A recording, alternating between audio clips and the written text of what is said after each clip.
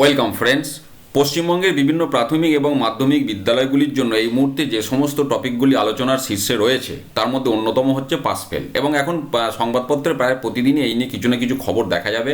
তো আমরা একটু আসল খবরটা একদম বিজ্ঞপ্তি ধরে দেখে নেবো, তাহলে বিষয়টা বুঝতে আমাদের কিন্তু সুবিধা হবে। একটু 2 মিনিট সময় যদি আমরা দেখে নিই যে আগে অর্ডারগুলো, তারপর আমরা আলোচনাটা করবো একটু সময় নিয়ে। দেখুন, এটা হচ্ছে প্রথম যে অ্যামেন্ডমেন্ট একটা পাবলিশড হয়েছিল 10ই জানুয়ারি 2019। এটা এইচআরডি মিনিস্ট্রির পক্ষ থেকে পাবলিশ করা হয়েছিল। The right of children to free and compulsory education amendment act 2019। এবার 1 নম্বরে যেটা বলছে, this act may be called the right of children to free and compulsory education amendment act 2019। এবার 2 নম্বরে এই অ্যাক্টটা কবে থেকে কার্যকর হবে না, it shall come into force on such date as the central government may by notification in the official gazette appoint. তাহলে এবার তার মানে গেজেট নোটিফিকেশন করে ডেটটা কিন্তু উল্লেখ করতে হবে কোন ডেট থেকে এটা কার্যকর হবে। তো সেটা দেখুন, দি গেজেট অফ ইন্ডিয়াতে আমরা এখন রয়েছি। এটার ডেট হচ্ছে আপনার ফেব্রুয়ারিতে, দেখুন 28শে ফেব্রুয়ারি 2019।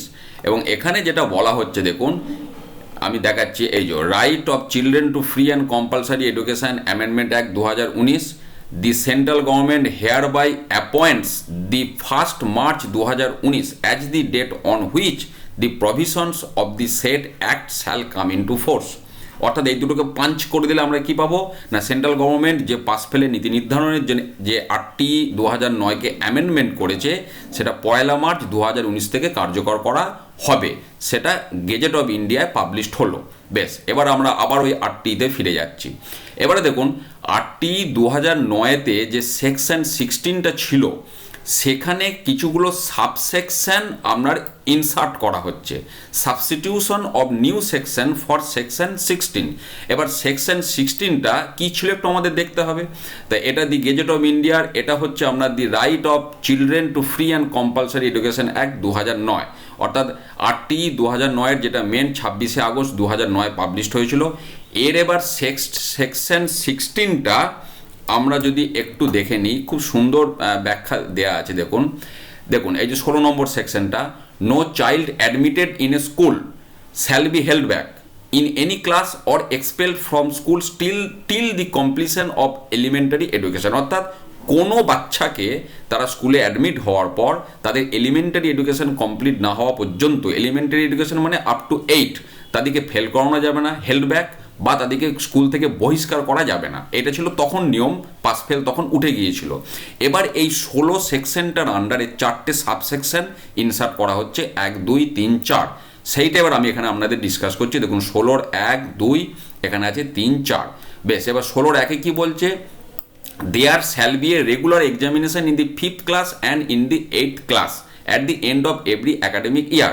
অর্থাৎ প্রত্যেকটি আপনার শিক্ষাবর্ষের শেষে 5ম এবং 8মে একটা করে পরীক্ষা নেওয়া হবে, যেটা হচ্ছে পাস ফেলের নীতি নির্ধারণ পরীক্ষা। এবার এই পরীক্ষাটা সব ক্লাসেই হবে, কিন্তু 5ম 8মের ক্ষেত্রে সেটা পাস ফেলের নীতি নির্ধারণ পরীক্ষা বলেই বিবেচিত হবে। সেই পরীক্ষাটা কীরকম পরীক্ষা সেটা রাজ্য সরকার নির্ধারণ করবে, কিন্তু সেই পরীক্ষার সঙ্গে আগের কোনো পরীক্ষার মিল থাকবে না, এমনটা হওয়াটাই বাঞ্ছনীয়। অর্থাৎ এখন যেটা first summative, second summative, third summative 3টে একসঙ্গে যোগ করে একটা রেজাল্ট পাবলিশ করা হয়, কিন্তু আমার যেটুকু মনে হচ্ছে এখানে এই যে এক্সামিনেশনটা স্পেশাল করে উল্লেখ করছে, এই এক্সামিনেশনটাকে নিয়েই পরে আরও ক্লারিফিকেশান রয়েছে, আপনারা আরও বিষয়টা বুঝতে পারবেন। মানে এই পার্টিকুলারলি এই এক্সামিনেশনটাই হবে নীতি নির্ধারক, কে পাস করবে কে ফেল করবে। পরের সাবসেকশনটা দেখুন 2-এর, বলছি if a child fails in the examination refer to in the subsection 1। অর্থাৎ এই যে সাবসেকশন 1-এ যে এক্সামিনেশনটার কথা উল্লেখ করা আছে তাতে যদি কেউ ফেল করে কোনো বাচ্চা, he shall be given additional instruction and granted opportunity for reexamination within a period of 2 months from the date of declaration of the result. অর্থাৎ বিদ্যালয়ে ফল প্রকাশ যেদিন হয়, নর্মালি 28-30 তারিখ ডিসেম্বর মাসের হয়, তাহলে ফেব্রুয়ারি 27-28 তারিখের মধ্যে, অর্থাৎ 2 মাসের মধ্যে সেই স্টুডেন্টকে আবার একটা অপরচুনিটি দিতে হবে, তাকে একটা সুযোগ দিতে হবে অ্যাডিশনাল ইনস্ট্রাকশন, তাকে অন্যভাবে পড়াশোনা করিয়ে তার উন্নতি তাকে চেষ্টা করতে হবে, করে তাকে আবার একটা রি এক্সামিনেশনের সুযোগ দিতে হবে, তাকে পুনর্মূল্যায়ন করতে হবে। এটা হচ্ছে ওই এক্সামিনেশনটায় যারা ফেল করবে, পার্টিকুলারলি ওই এক্সামিনেশনটায়। এরপরে 3 নম্বর সাবসেকশনে কি বলছে, যে যারা এই যে রি এক্সামিনেশনটা হলো, যারা এতেও ফেল করবে তাদের জন্য এবার গভর্নমেন্ট কি সিদ্ধান্ত নেবে।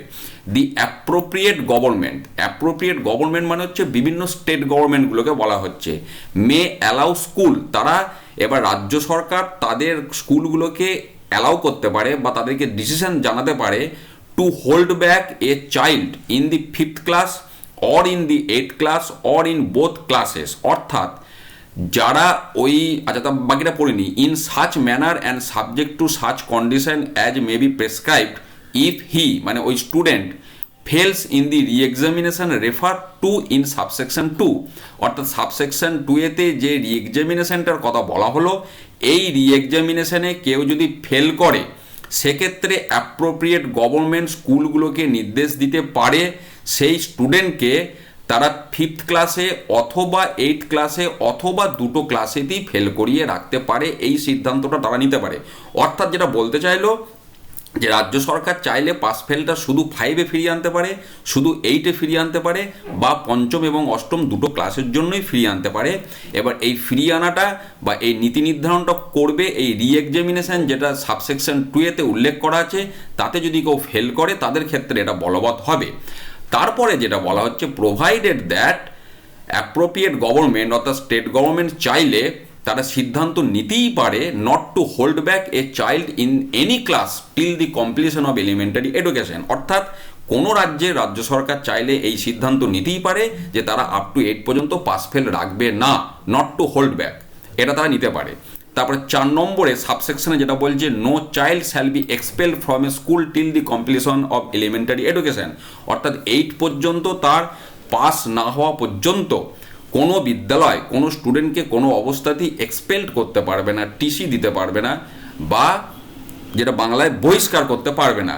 অতীতে বহু আগে বিদ্যালয়গুলোতে ছিল অ্যানুয়াল পরীক্ষায় 2 বছর পর পর ফেল করলে তাকে স্কুল থেকে টিসি দিয়ে দেওয়া হতো, এটা বহু আগে ছিল। তো সেই ধরনের কোনো ঘটনা ঘটাতে পারবে না, অর্থাৎ একটা স্টুডেন্ট যদি একবার ফেল করে সে আগের ক্লাসেই রইলো, হোল্ড ব্যাক করে রইলো, দ্বিতীয়বার ফেল করলে কি করবে এখনও সেই সিদ্ধান্ত বা সেই সার্কুলার আসেনি, কিন্তু যাই হোক তাকে এক্সপেল করা যাবে না, তাকে বের করে দেওয়া যাবে না, এটা বলতে চাইছে।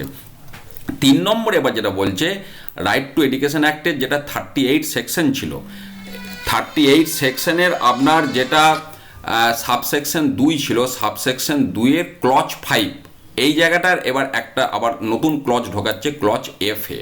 তাহলে 38 সেকশনের সাবসেকশন 2 ক্লজ 5 আমরা একটু যাব, দেখুন আমরা যাচ্ছি এই জায়গাটায়, দেখুন 38-এর আপনার এখানে রয়েছে সাবসেকশন 2, তার যে ক্লজ F-এতে বলছে, the extended period for admission and the manner of completing study if admitted after the extended period, অর্থাৎ অ্যাডমিশনের যে এক্সটেন্ডেড পিরিয়ড তারপরেও যদি কেউ ভর্তি হতে চায় তাকে ভর্তি নিতে হবে। এই F-এর পরে একটা F-এ ক্লজ ঢোকাচ্ছে, নতুন করে ইনসার্ট করছে, সেখানে কি বলছে, the manner and the condition subject to which a child may be held back, তাকে ভর্তি নিতে হবে। তাহলে বিষয়টা কী দাঁড়ালো, অর্থাৎ একটা স্টুডেন্টকে যখন রি এক্সামিনেশান নেওয়া হলো, রি এক্সামিনেশান নেবার পর তার দুটো কেস হতে পারে, হয় সে পাস করতে পারে কিংবা সে আবার ফেল করতে পারে।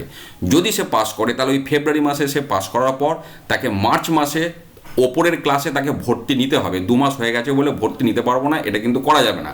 বা সে যদি রি এক্সামিনেশানেও ফেল করে তাহলে ওই 2 মাস পর তাকে আবার ওই আগের ক্লাসে আবার ভর্তি নিতে হবে। তাহলে সেই ভর্তিটা কিন্তু নিতে হবে। এইটা 38 সেকশনের সাবসেকশন 2-এর F ক্লজে প্রথমেই বলা ছিল যে এক্সটেন্ডেড পিরিয়ড ফর অ্যাডমিশনটা আফটার, মানে তারপরেও যদি কেউ ভর্তি হতে চায় তাকে সেটা নিতে হবে। তো সেই জায়গায় দাঁড়িয়ে এবার যেহেতু এখানে হেল্ড ব্যাকের প্রশ্নটা ইন্ট্রোডিউস করা হচ্ছে, যে হেল্ড ব্যাক যদি করানো হয় তাহলে হেল্ড ব্যাক হলে তাকে আগের ক্লাসে ভর্তি নিতে হবে 2 মাস পর, আবার যদি সে প্রমোটেড হয় তাহলে তাকে পরের ক্লাসে কিন্তু 2 মাস পরও তাকে ভর্তি নিতে হবে। তাহলে এইটা হচ্ছে আপনার রাইট টু এডুকেশন 2009-এর যে অ্যামেন্ডমেন্ট, যেটা 2019-এ করা হয়েছিল, তার ডিটেলসটা আমি আপনাদের সাথে শেয়ার করলাম এবং এখানে কিন্তু এই ডিটেলসগুলো বলা আছে। এরপর যে বাকি সিদ্ধান্তগুলো, অর্থাৎ ফেল করানোর কি ক্রাইটেরিয়া, কটা সাবজেক্টে ফেল করলে ফেল করব, কত নম্বর পেলে তাকে ফেল ধরা হবে, বা তাদেরকে যে আবার রি এক্সামিনেশন নেওয়া হবে তার কি কন্ডিশন, এগুলো সমস্ত নীতি নির্ধারণ করবে রাজ্য সরকার এক্সক্লুসিভলি। এই জায়গাটা আমি বলেইছি, শিক্ষা যেহেতু আমাদের কনকারেন্ট লিস্টে আছে সংবিধানের, তাই উভয়কেই ক্ষমতা দেওয়া হয়েছে। তো রাজ্য সরকারের হাতে এই ক্ষমতাটা ছাড়া হয়েছে, তারা বাদবাকি সিদ্ধান্তগুলো নেবে। এবার রাজ্য সরকার এই বিষয়ে শিক্ষা দপ্তর কি বিজ্ঞপ্তি প্রকাশ করে, তার জন্য আমাদের